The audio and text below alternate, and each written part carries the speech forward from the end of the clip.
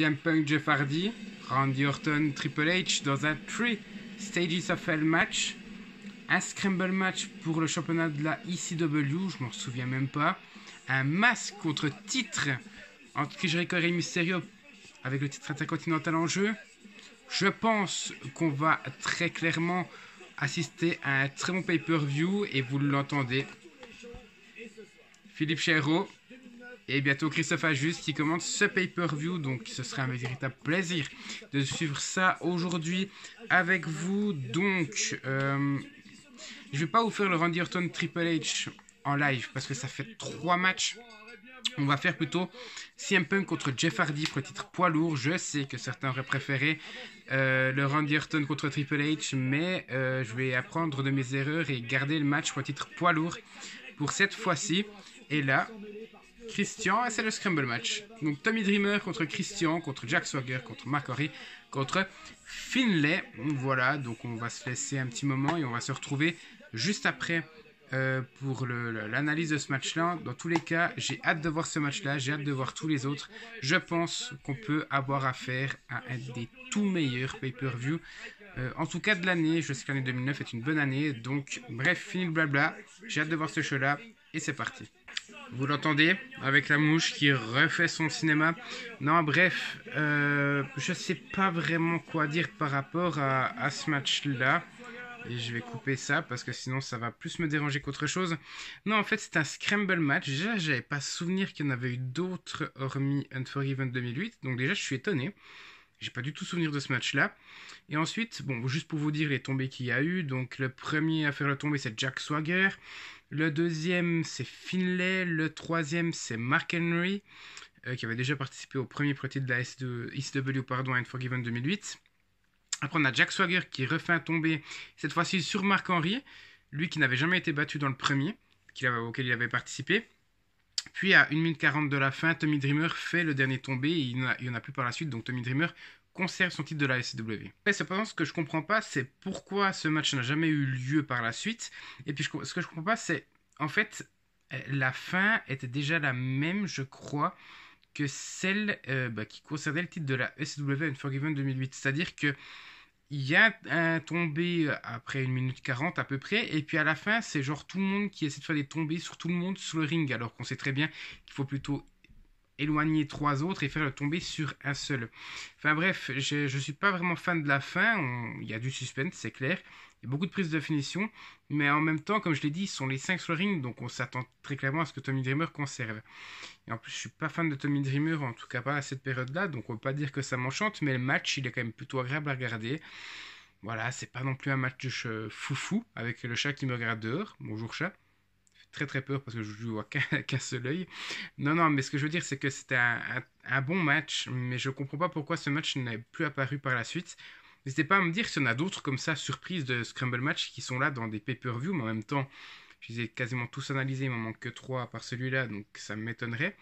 Mais ouais, pour un opener, c'est plutôt pas mal. Là, ça a le mérite que je fasse en plein match. Parce qu'on est en face d'un match de fou furieux. Donc Rey Mysterio contre Chris Jericho, pour les gens qui ne le savaient pas. Le masque de Rey Mysterio est en jeu et le titre intercontinental de Jericho l'est également. Mais j'aurais dû vous filmer ce match-là. Hein. La rivalité entre, franchement, ces deux lutteurs, on a eu à Extreme Rules, à maintenant The Bash, on a eu à Judgment Day, à 10 sur 10 que j'ai mis aussi pour ce match-là. Là, Jericho est au-dessus de la 3ème corde, je ne vous mettrai pas les images, hein, je suis désolé. Jericho qui est sur la 3ème corde, qui voulait tenter le code breaker, mais qui loupe et qui tombe. C'est incroyable, et puis en plus, la motivation de Chéreau et Ajus, Jericho est sur la 2ème corde. 619, le 619 est passé. On se doute forcément hein, que Mysterio va gagner, mais non, là, non, ça passe pas. Jericho fait. Oh, écoutez, What's up Jericho, écoutez cette ambiance.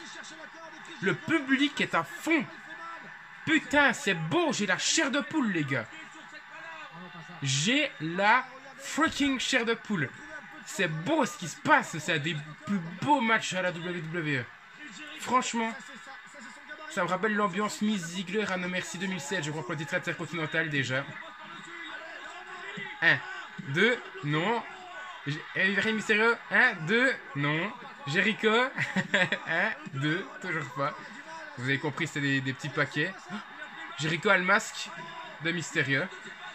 Et Mysterio avait un deuxième masque. J'avais jamais vu ce match-là. 619. C'est trop beau. C'est trop beau.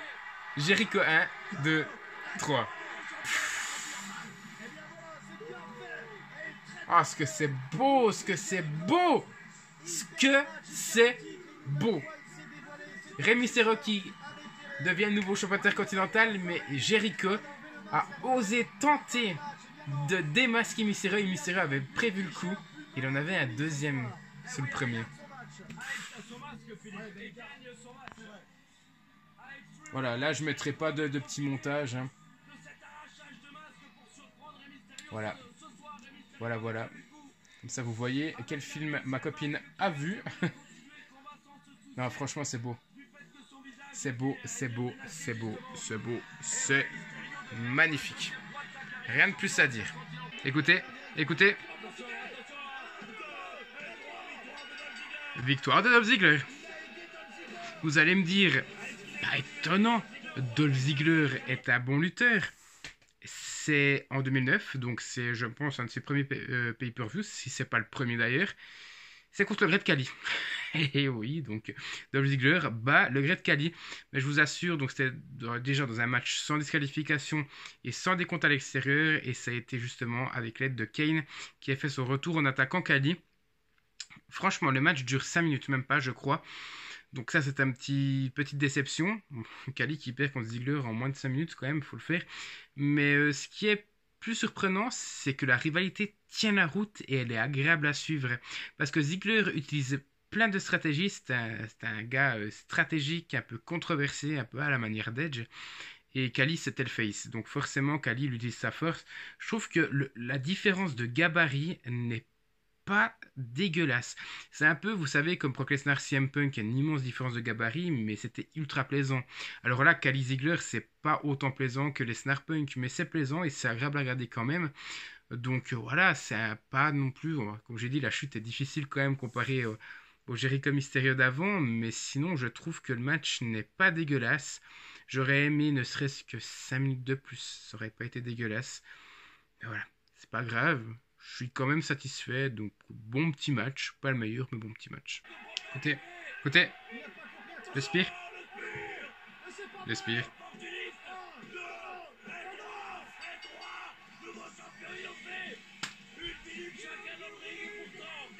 Les frissons. Les frissons. Les putains de frissons, ça monte jusque dans la gorge, quoi. Non, c'est vraiment incroyable, c'est incroyable. Le match n'est pas ouf, hein, mais je vais le dire, Edge et Chris Jericho battent la Legacy et Carlito et Primo pour devenir les nouveaux champions par équipe unifiés de la WWE. Vous allez me dire, mais comment c'est possible, Jordan? Il me semble que tu as analysé un match de Jericho et de Mysterio il y a à peine 2 matchs et que tu as dit que c'était magnifique. T'as changé de pay-per-view ou quoi? Mais en fait, non. Parce que après, on va dire, de la pression mise par Edge et Chris Jericho puis par Vince McMahon, Teddy Long a dû faire quelque chose d'unique parce que Vince McMahon lui avait reproché qu'il était là, c'était général manager au plus long règne, si on peut dire ça comme ça, mais qu'il n'avait jamais rien fait. Et donc pour marquer le coup, il a pris en considération les plaintes de Edge qui disait qu'il n'était pas dans le show et de Jericho qui disait qu'il avait été volé, en l'occurrence par Rey Mysterio, pour les mettre dans le match en dernière minute. Donc déjà rien que ça, les voir arriver, c'est juste magique. Le match n'est pas si ouf que ça parce que ça se fait vraiment entre la Legacy et puis les Collins. Jericho et Edge doivent avoir à tout péter 1 minute chacun sur le ring. Mais bref, le match n'est pas super ouf, il est correct. Mais alors la fin, Edge et Jericho qui deviennent champions par équipe, et puis on connaît quasiment tous la suite. Hein. Ça va déboucher une blessure de Edge, à une victoire des titres par équipe de Jericho et Big Show. Puis Jericho va avoir le titre poids lourd et le défendre victorieusement contre Edge à WrestleMania donc de l'année suivante. Mais bref, c'est le début, c'est là que tout commence, c'est ce genre de surprise qu'on a plus aujourd'hui. À l'époque, on avait ça, on avait Edge qui avait pris la place de Kingston, qui avait participé à son 2e Chamber match dans la même soirée, qui avait perdu le titre de la WWE dans un Chamber match, puis gagné le titre poids lourd dans la même soirée, dans un Chamber match aussi. Vous voyez, c'est ce genre de surprise. Il n'y a plus ça. Il n'y a plus. Et je trouve ça vraiment, vraiment dommage. Ce match-là rattrape, enfin cette surprise rattrape le match. Je suis content. Ça ne fait que confirmer ce que je pense de bien pour ce pay-per-view.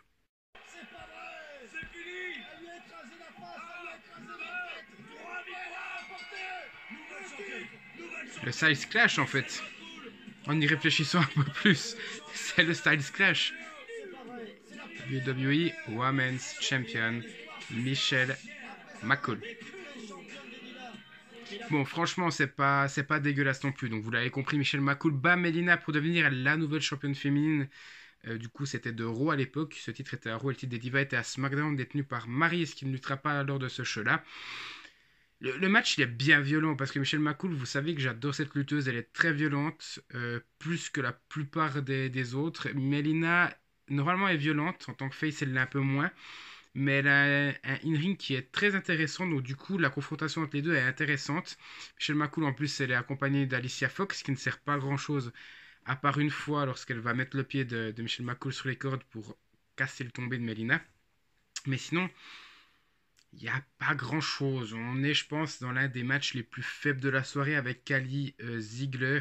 Je ne vais pas vous le cacher, le match ne dure pas très longtemps en plus. Donc je pense que c'est vraiment un match de transition avant les 3 prochains qui vont arriver parce qu'on a Cena Miz, on a Triple H Randy Orton et CM Punk Jeff Hardy. Donc ouais, j'ai hâte de voir tout ça. Ça reste correct. Encore une fois, je fais la comparaison avec 2007. C'est du caviar comparé à 2007. C'est juste que comparé à aujourd'hui, c'est clairement en dessous. Mais voilà, après, pour dire le temps qui leur est accordé, je trouve que c'est pas si mal que ça. Voilà, on se retrouve donc pour Jeff Hardy contre CM Punk. CM Punk étant le champion poids lourd et son titre est bien sûr mis en jeu dans ce match-là. J'ai hâte de voir si j'ai pas fait une bêtise de nouveau parce que les 2 premiers épisodes du nouveau format, donc c'était No Mercy 2008 et Judgment Day 2009, j'avais fait, on va dire, les mauvais choix de match, bien que No Mercy 2008 c'est pas forcément un mauvais choix, mais Judgment Day 2009 oui. Donc, en tout cas, je suis ressorti de une mini déception pour No Mercy 2008, une grande déception pour Judgment Day 2009. Donc, j'espère très sincèrement que ce match sera bon et qu'il ne se terminera pas sur une disqualification ou sur un double des comptes à l'extérieur, parce que je le répète et je le rappelle, je ne me souviens plus des résultats et je n'ai jamais vu ce match-là. Pas grand chose qui se passe en ce début de match. Les deux lutteurs se jongent un peu. Jeff Hardy tente une prise de soumission qui va être maintenant contrée par CM Punk. Non. Jeff le ramène au sol. C'est intelligent. C'est vrai que c'est le cas pour l'un comme pour l'autre. Mais je pense que la stratégie à adopter, la meilleure, en fait, c'est tout simplement de maintenir l'autre au sol parce que la mouche, elle dégage. Parce qu'on sait très bien que Jeff Hardy et CM Punk, plus Jeff Hardy quand même, lorsqu'ils sont sur leurs 2 pieds, les voltiges, ça y va. Donc il faut vraiment les amener au sol.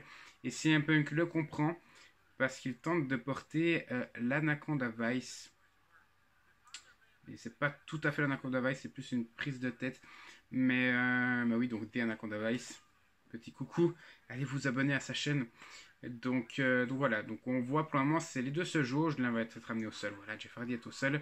C'est une très bonne chose. Je pense que c'est pas spectaculaire, mais très clairement, c'est intelligent et ça va un petit peu dans la construction du match, encore une fois, qui est très important à mon sens. Peut-être GTS, en tout cas CM Punk le tente, mais non. Jeff Hardy tente de tomber. 1, 2, et ça n'ira pas plus loin. Bref, le Twist of Fate est lancé. C'est bizarre, on part sur une... Voilà, qui est contrée forcément, mais on était sur la première période du match, c'est-à-dire vraiment jauger l'autre, tandis que CM Punk se fait envoyer à l'extérieur. Vraiment, les deux se jaugent et on passe directement à potentiellement des prises de finition. La mouche, nom de Dieu, voilà, elle est là. Donc ça, c'est fait. Vous décidez. Je la garde jusqu'à temps que la vidéo sorte. Si vous voulez qu'elle soit en vie, mettez-le dans les commentaires. Voilà, un petit sondage là-haut ou là-haut. Est-ce que la mouche doit rester en vie ou non? Ou est-ce que je la libère? Moi, je déciderai de son sort à la fin de la vidéo. On se concentre un petit peu sur le match. Donc ça se passe un peu à l'extérieur, mais je trouve que c'est étrange d'avoir tenté des prises de finition maintenant. Et là, Jeff Hardy se loupe. Lamentablement. C'est intéressant parce que c'est déjà très rythmé dès le début du match, donc j'ai vraiment hâte de voir la suite. Elle m'emmerde et en plus, il y en a une deuxième. Alors là, elle est là, ok, et il y en a une deuxième qui vient dans ma main. Je suppose qu'elle veut elle. Il faut que je m'intéresse au match. Vraiment, donc là, Whisper in the Wind est porté. Vous inquiétez pas, je regarde le match, mais c'est juste que c'est insupportable quand je me fais déranger comme ça. Ça va à peine jusqu'à 2. C'est un petit 2. Voilà, vous pouvez observer la mouche dans son état naturel. Pas du tout. Elle se plaint. C'est pas de la maltraitance, hein, je lui fais pas de mal. Vous inquiétez pas. Bon, après, les mouches, vous savez, j'adore les animaux, mais les mouches, hein, on les emmerde un peu. C'est un peu l'animal du diable, donc voilà, et on espère que c'est un peu la même chose que le match. Là, c'est le match du diable, il se passe pas forcément grand chose, on va pas se le cacher. C'est que des prises de soumission au sol, forcément.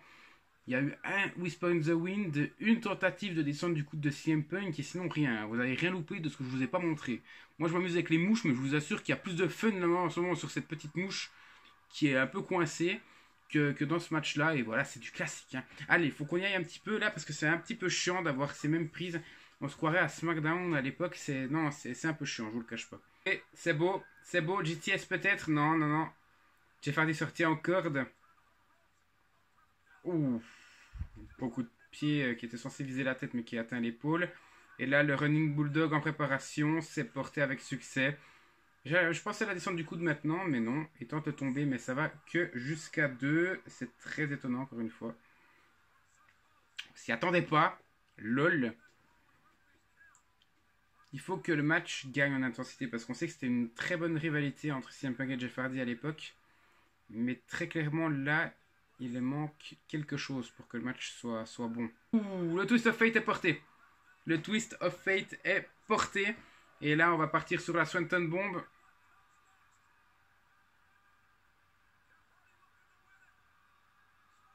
Et la Swanton Bomb, elle est loupée. Ouh, bien vu.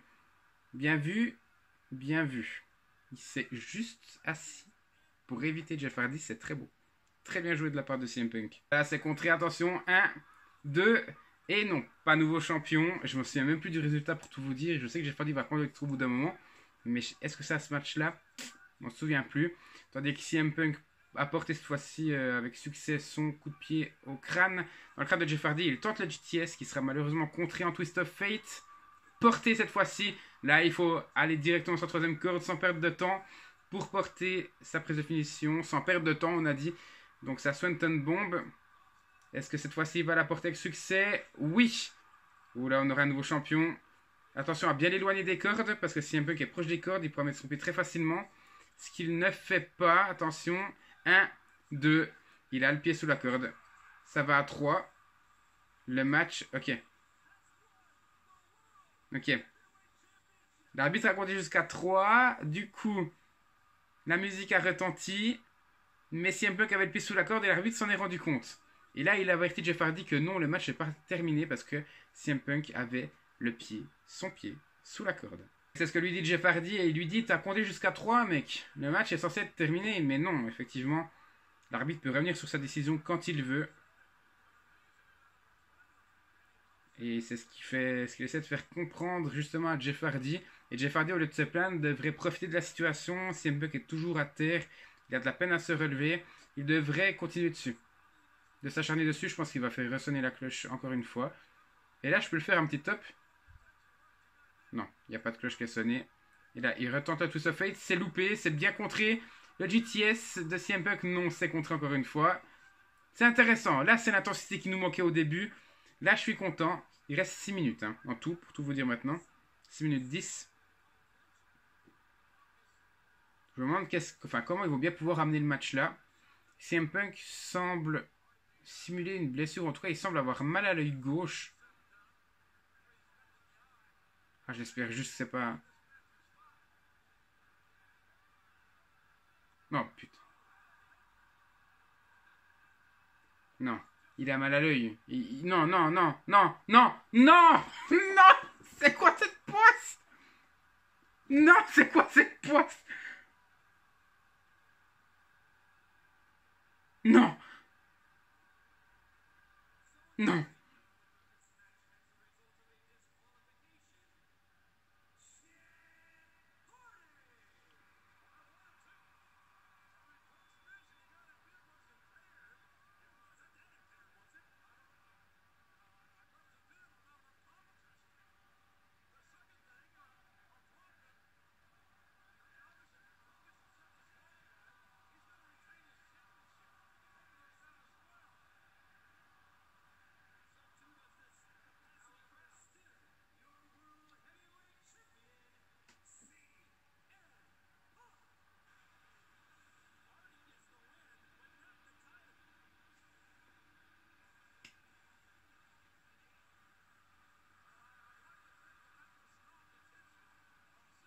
Mais j'ai la poisse.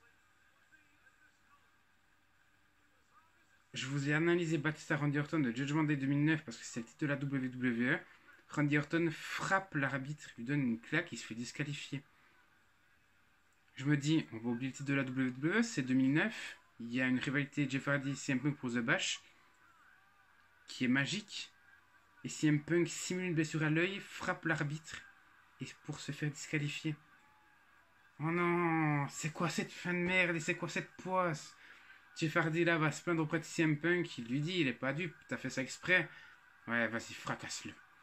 Allez, fracasse-le. Démonte-lui sa petite chatte, quoi. Sérieusement, fracasse-moi ce mec. Là, j'ai toute la frustration que j'ai. Jeff Hardy s'en sert là pour fracasser CM Punk. Il se défoule. J'ai vraiment pas de chance, putain, les mecs. Le prochain pay-per-view que je vous analyse, je crois que c'est Breaking Point 2009. Je vais vous faire... Ah, mais non. Non, c'est pas Bragging Rights. Oh, putain. Je vous demanderai bien, hein. Mais le problème, c'est que je tournerai la vidéo dans 3 jours pour moi. Et vous, cette vidéo sortira très tard. En décembre, je pense. Je me demande si c'est pas le 31 décembre, la vidéo, d'ailleurs. Au moment où je tourne cette vidéo, on est en juin. Je pense que la vidéo va sortir le 31 décembre. Bonne année. Bonne année. Bonne santé. Tout ce que vous voulez. Mais oublions cette fin de match, en fait. Oublions ce début de match, malgré toute l'intelligence de la construction. De sa construction. Et oublions cette fin de match. Et cette disqualification qui me fend le cœur. Oh là.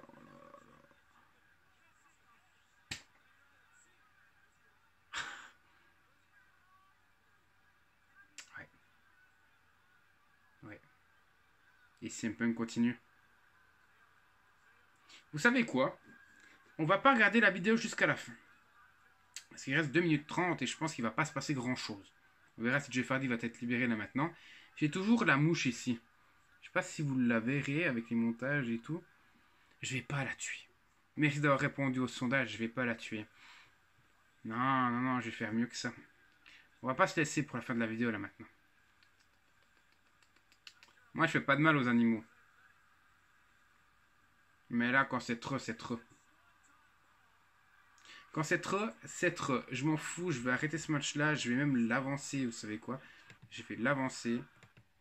Il se passe rien de plus. Génial, Jeff Hardy retourne en coulisses. J'ai bien fait de ne pas attendre plus que ça. Ce qu'on va faire maintenant, c'est que je vais mettre mes chaussures là maintenant. Et puis, je vais vous reprendre là. J'arrête la vidéo juste pour changer la caméra. Et je vais retourner la caméra. Dès maintenant, restez là. Voilà, où était le match. Donc je suis à ma petite place habituelle, vous me voyez là. Bonjour, je suis avec ma pote la mouche. Et on va se déplacer. Comme ça, sur cette chaîne, vous verrez un petit peu mon ancien appart. Parce qu'au moment où vous voyez cette vidéo, ben je suis dans mon vrai appart cette fois-ci. Non, non, on va sortir. Là, attendez. Essayez de filmer personne, puis pas parler trop fort.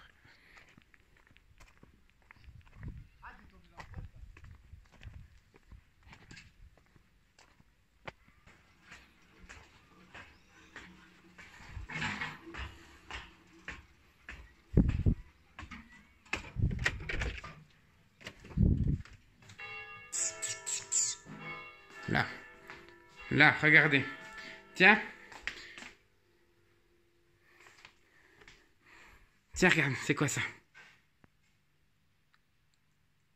Voilà, je vous présente Rock. Qui mange la mouche sacrée. Merci, Rock. Merci de le dire comme cela, Christophe, je n'en attendais pas moins. John Cena ce soir. Ça, non. Voilà. C'est tout ce qu'il mérite, hein, le Miz, parce que ça fait quand même quelques semaines qu'il en fait beaucoup, il en fait des tonnes. Il pensait même avoir gagné. Je sais même pas comment commencer ma phrase. Des matchs qu'il a imaginés. En fait, quand on disait que Cena, il l'enterrait, c'était peut-être pas le bon mot. Mais Cena n'était pas forcément. Et le Miz avait gagné, entre guillemets, 3 fois de suite, blablabla. C'était pas vraiment des vraies victoires. Là, il y avait la vraie main event, premier pay-per-view en main event pour le Miz contre John Cena. On s'attend pas à ce qu'il gagne forcément, mais au moins à ce qu'il tienne tête à Cena. Après, heureusement, ça va s'améliorer par la suite parce que Cena va battre, Miz va battre Cena à WrestleMania 27.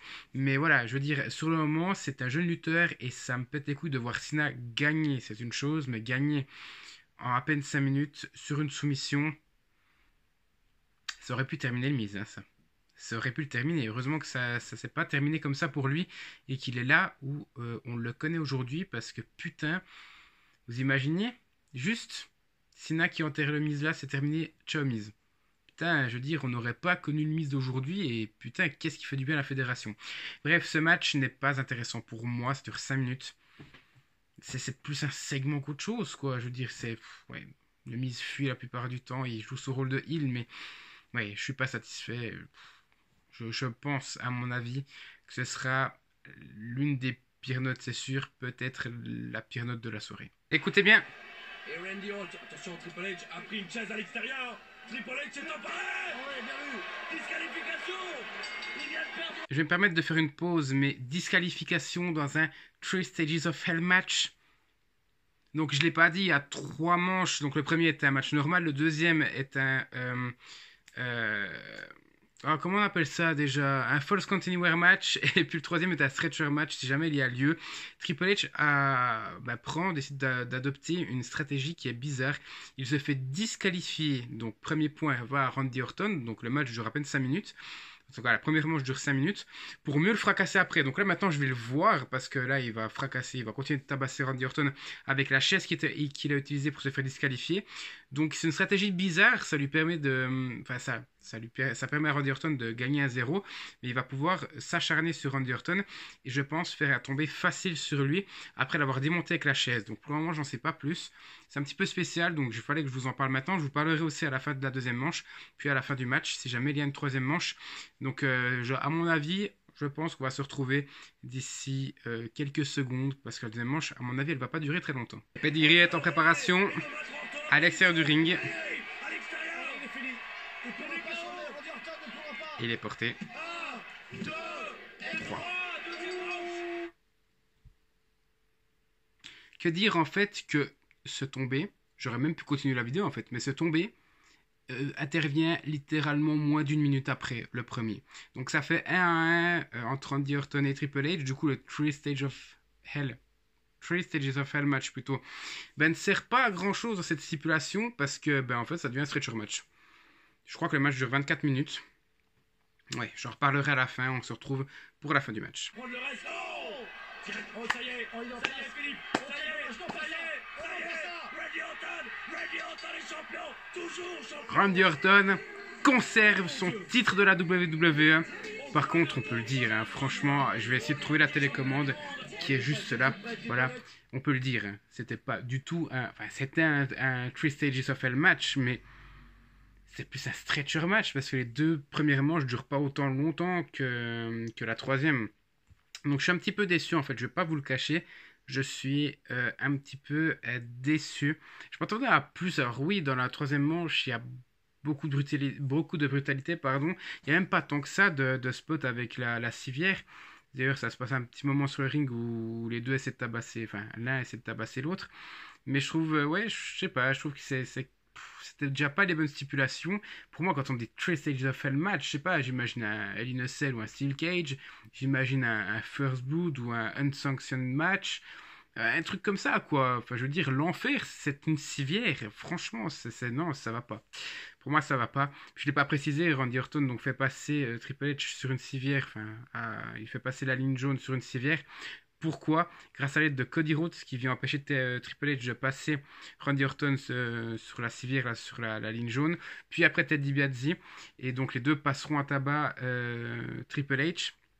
Triple H arrivera finalement à les maîtriser avec un sledgehammer qu'il avait caché sous un grillage. Mais ce ne sera pas suffisant parce que le surnombre fera que Randy Orton arrivera à prendre le dessus et à faire passer Triple H sur la civière. En lui faisant passer la ligne jaune au sol sur la rampe d'accès au ring. Donc c'est comme ça qu'il arrive à conserver son titre de la WWE. Il y a des bons spots, mais c'est pas suffisant pour moi. Voilà, on se retrouve donc 3 jours après cette vidéo. Vous, ça fait quelques secondes. Parce que vous le voyez, je suis en train de faire les montages là. Et qu'est-ce qui me manque? En fait, j'ai pas fait de conclusion. Donc, Jordan Autiste, c'est très très bien. Donc, je fais ma conclusion maintenant. Merci à tous d'avoir suivi cette vidéo. N'hésitez vraiment pas à vous abonner à la chaîne si vous l'avez aimé. À vous abonner aussi si vous avez aimé le meurtre de la mouche. Ou encore la véritable poisse que j'ai eue avec ce deuxième match qui se termine. Enfin, deuxième match d'affilée qui se termine sur une disqualification. Espérant que le mois prochain ce sera différent. Je vous souhaite une très bonne année 2019 si jamais cette vidéo sort le 31 décembre. Et sinon, n'hésitez pas à mettre un like, un petit commentaire et nous on se retrouve l'année prochaine. LOL.